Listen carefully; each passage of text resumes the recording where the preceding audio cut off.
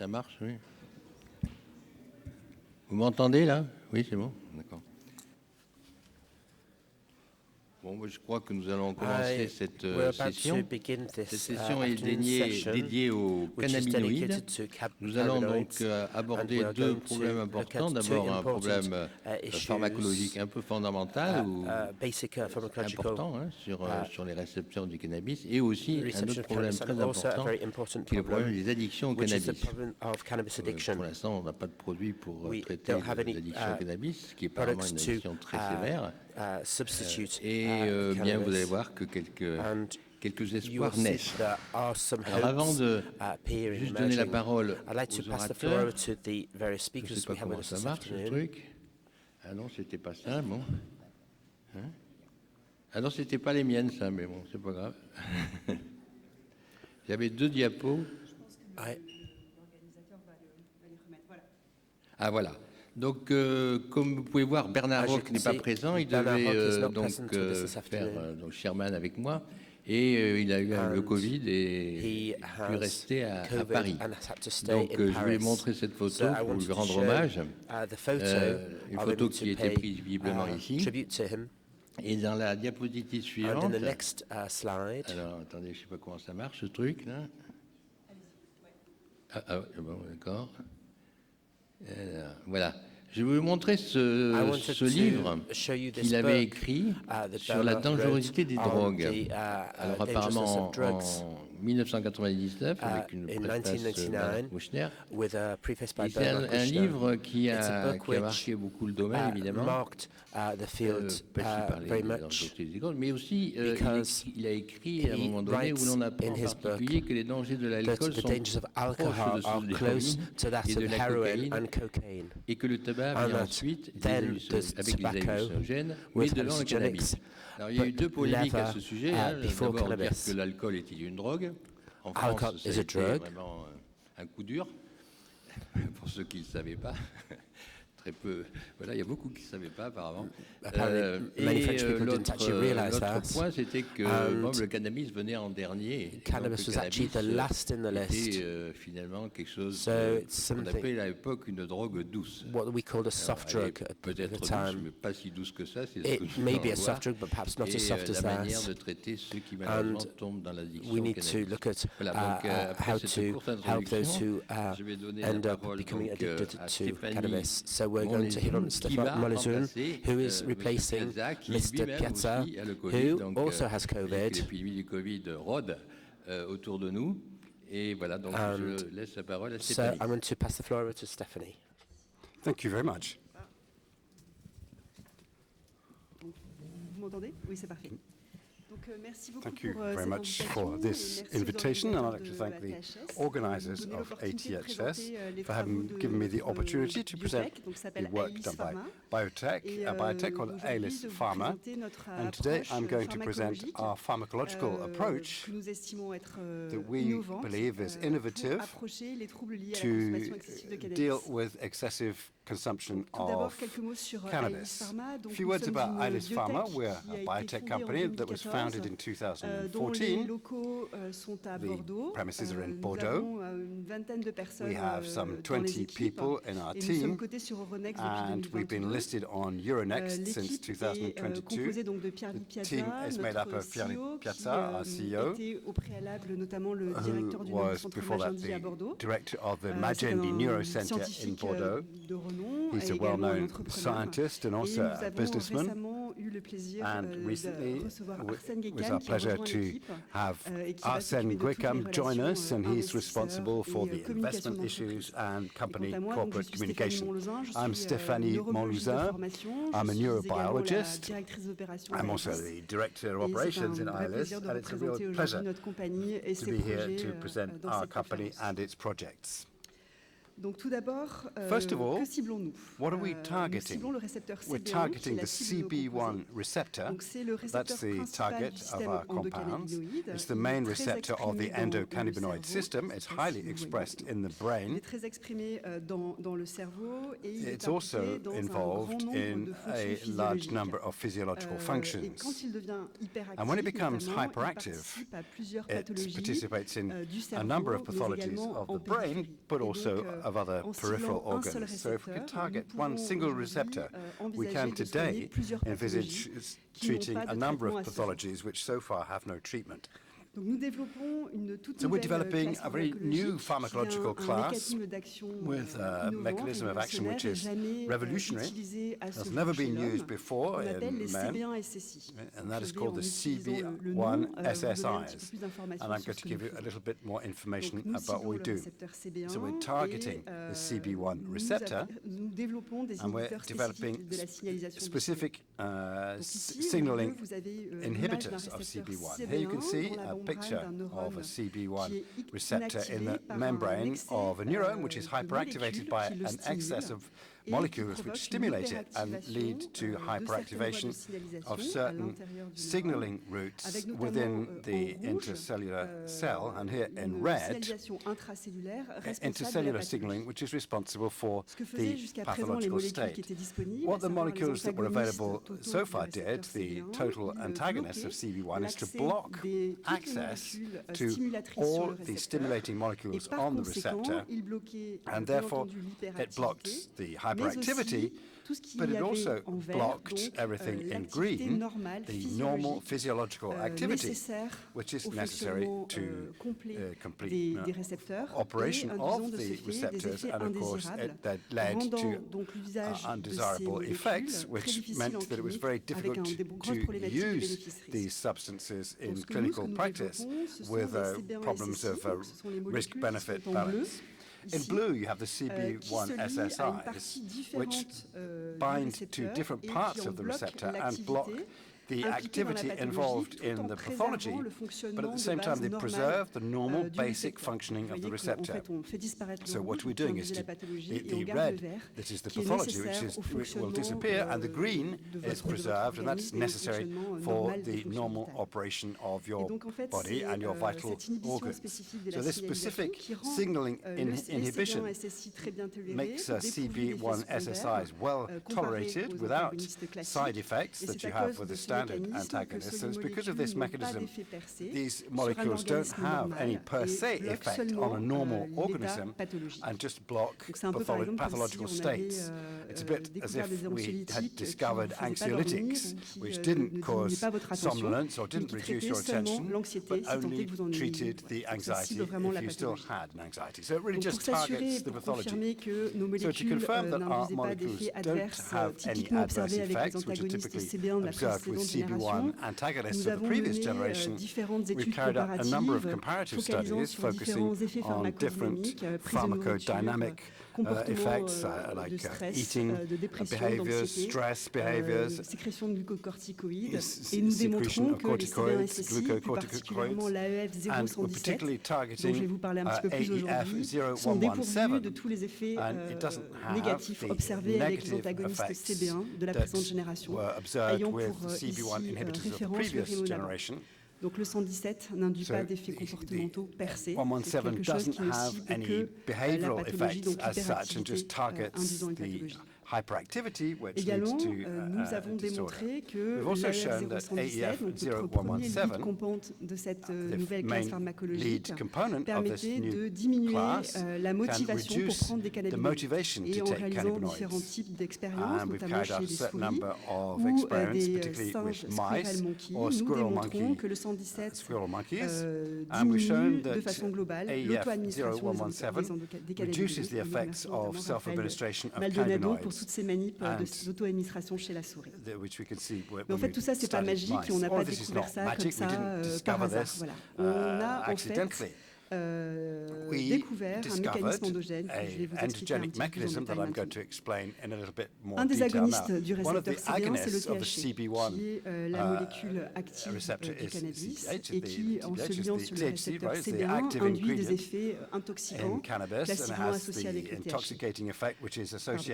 Lorsque on donne des concentrations de THC très importantes et largement supérieures aux concentrations de THC que vous observez, notamment lorsque des personnes consomment du cannabis, on observe une production d'une hormone que l'on appelle la prégnénolone, production qui peut augmenter de 3000%. Et la prégnénolone va ensuite se fixer sur le récepteur CB1 pour en inhiber les effets intoxicants du cannabis. Donc ça, c'est la preuve de concept de départ qui a été découvert par Pier Vincenzo PIAZZA et ses équipes au neurocentre Magendie.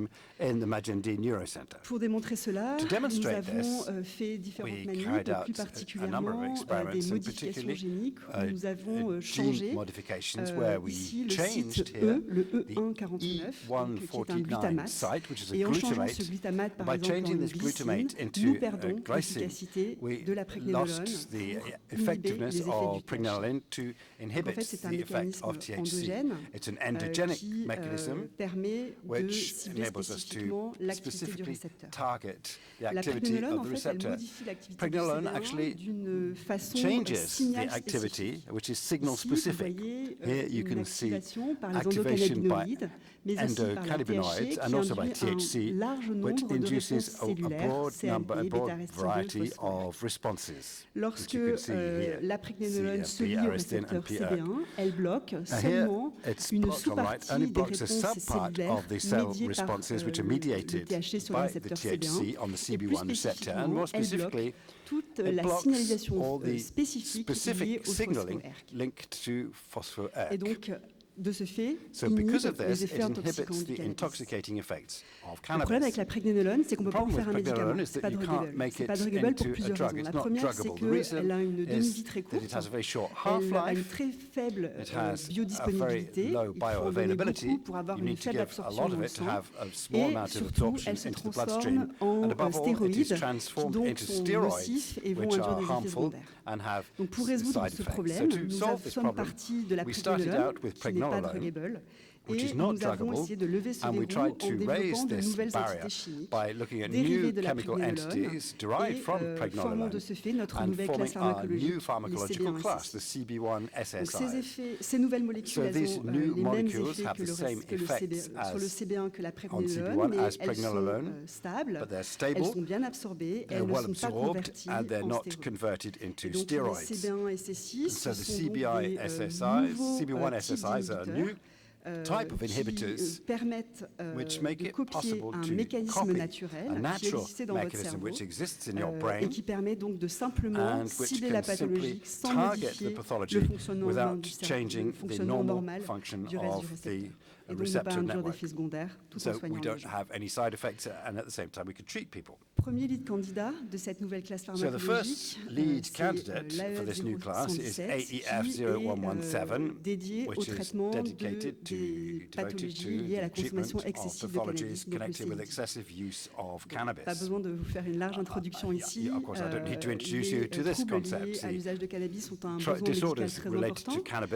Ils sont considérés comme des maladies très sérieuses avec une forte prévalence selon le DSM-5 qui est le manuel de référence des troubles psychiatriques. On peut les diviser en deux types de catégories. Tout d'abord, l'addiction au cannabis. Et par exemple, l'année dernière, en 2022, 14,2 millions de personnes ont été diagnostiquées dépendantes au cannabis, et cela seulement aux États-Unis. La deuxième catégorie, ce sont les toxicités induites par le cannabis, dont la psychose liée au cannabis est la plus sérieuse.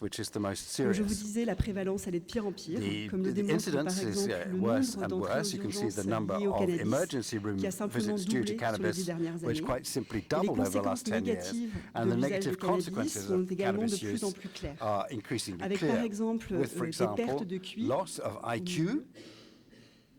une perte de QI qui peuvent aller jusqu'à 14 points. Je sais pas si vous voyez. 14 points chez des adolescents consommateurs chroniques de cannabis, mais également des lésions cérébrales et corticales irréversibles.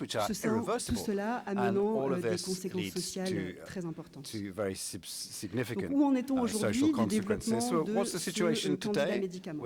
Tout d'abord, il se caractérise par une sécurité d'emploi très importante, avec un index thérapeutique supérieur à 13 000 fois.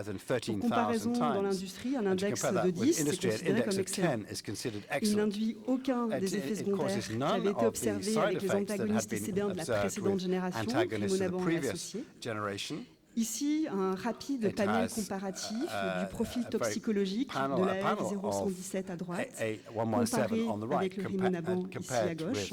Notre index thérapeutique était de 13 000 fois, par exemple. Les index thérapeutiques du rimonaban étaient entre 0,6 et 4. Donc aucun des effets adverses observés jusqu'à présent avec ces anciennes molécules.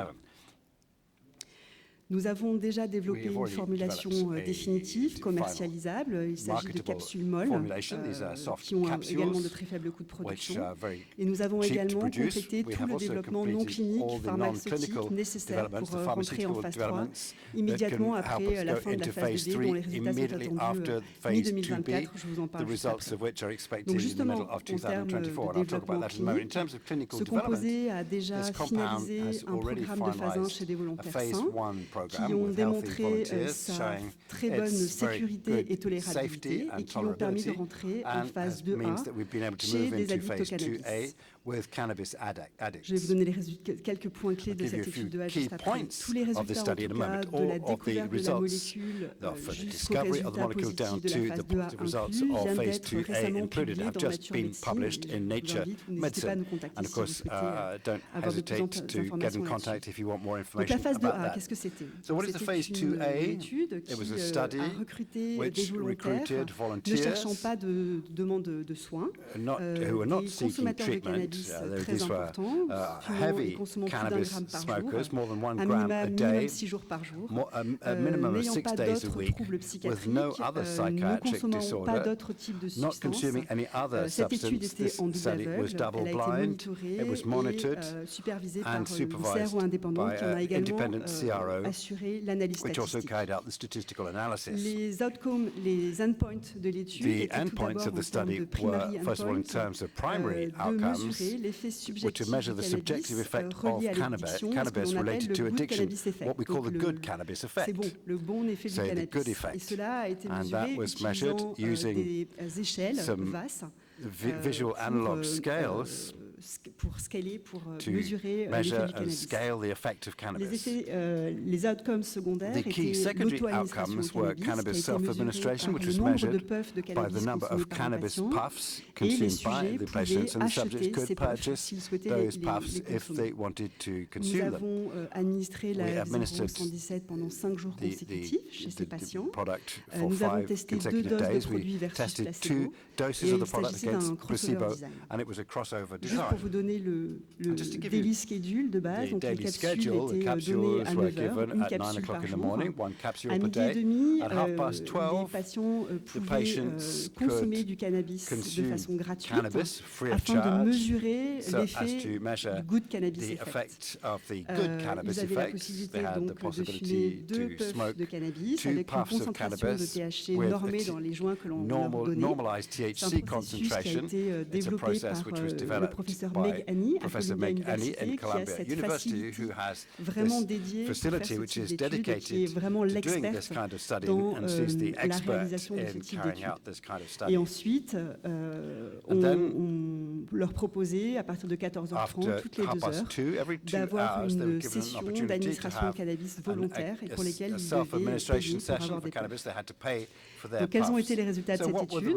Nous avons démontré que le 117 diminuait tant le bon effet du cannabis que l'auto-administration, comme vous pouvez le voir ici, avec les effets maximum notamment obtenus avec notre plus forte dose à 1 mg, qui reste quand même déjà of également 1 une faible milligram, dose. which is a fairly low Aussi, dose. nous avons démontré qu'en plus We also des showed effets that, along with the d'activité, d'efficacité du effects in 117, terms of the il était très effectiveness bien of toléré chez 117, it les was patients well dépendants au tolerated cannabis by et il n'induisait pas de cannabis-dependent manque de patients. It sevrage didn't précipité. cause any withdrawal symptoms. À la suite de cette étude de phase After 2A, nous this, avons phase réalisé 2A et eu stage diverses study consultations trial, we had avec la various FDA, parce que consultations c'est un with the produit qui FDA est because it's développé exclusivement aux États-Unis à ce jour, product that's been developed notamment un in the timing US for the meeting moment. qui nous a permis de And this meant that we were définir tout able le plan de to développement define ainsi the que de development valider plan and also l'étude to de phase 2B, validate the phase dont les 2B résultats seront attendus au deuxième trimestre studies, 2024. which are going to Quelques give détails results concernant cette early étude. Donc, in elle est the également second réalisée quarter aux of États-Unis. Elle est coordonnée 2024. par le professeur Levin, The study is carried out in the United qui est de States, Columbia coordinated by University. Professor Levin of Columbia Cette University. étude The study inclut 330 included patients 330 dépendants au patients cannabis who qui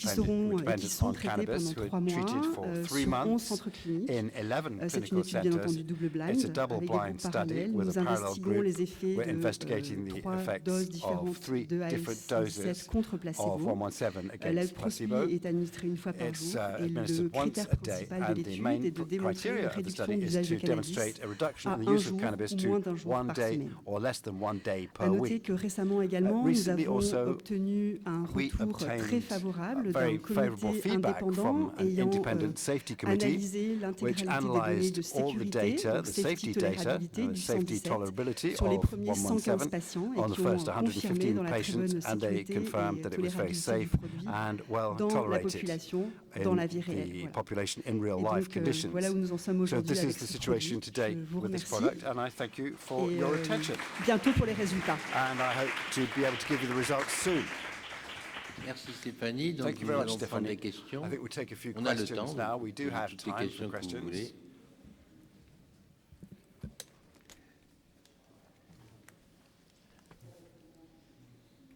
Ah, voilà une question là-bas déjà. Question Le problème, c'est qu'il n'y a pas de micro aussi. Il y a un in the micro, room. oui. Yes, there's a microphone. Oui, bonjour. Good afternoon. Dr Rafael Pongui, Dr. médecin Rafael addictologue Pongui, à Rennes. an addictologist in Déjà, Rennes merci at pour the cet exposé Hospital University. Thank you very très much clair. for this presentation, which is very clear. Très Thank you. intéressant. Very sur cette interesting nouvelle classe on this new thérapeutique. therapeutic class. J'avais une question. I had a question. Peut-être plus une remarque, je ne Perhaps sais a pas. remark more than a question. I don't Sur know. la question des possibles On interactions the issue of the médicamenteuses possible avec cette nouvelle interactions classe between thérapeutique. medication with Parce this que c'est vrai new que therapeutic par class rapport à nos populations with regard to toxicomanes our qui population sont of consommateurs d'opiacés opiate ou de consumers notamment de traitements substitutifs. with Est-ce qu'il y a des substitution données therapy. sur, Is there any data sur les possibles on interactions possible, médicamenteuses parce qu'on a vu dernièrement medication que par exemple le interactions? Because CBD recently avait des CBD interactions avec la has been méthadone, shown to have interactions with plutôt methadone, potentialisateur.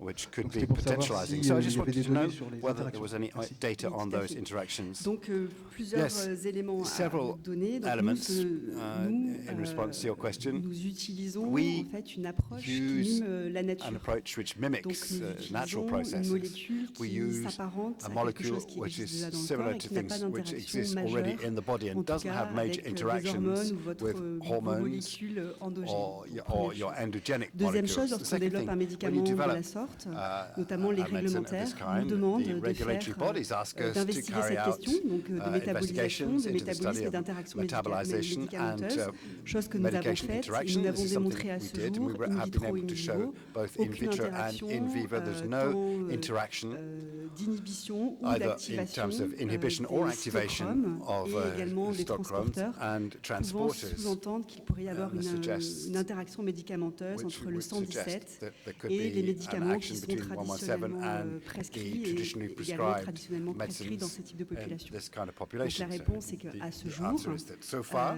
il n'y a pas de there démonstration has d'une been interaction no médicamenteuse. demonstration of L'étude aujourd'hui est quand medication même une étude interaction. très large, The study is a 330 very patients broad qui study, vivent 330 leur vie de patients tous les jours, qui living their prennent d'autres types day-to-day de lives, médicaments. taking other kinds Et of à drugs. ce jour, nous n'avons pas non And plus today, démontré so far, we have avec not cette cohorte demonstrated with d'interaction. this cohort any Mais nous le interaction. suivons très attentivement. But we're following this up very, very closely.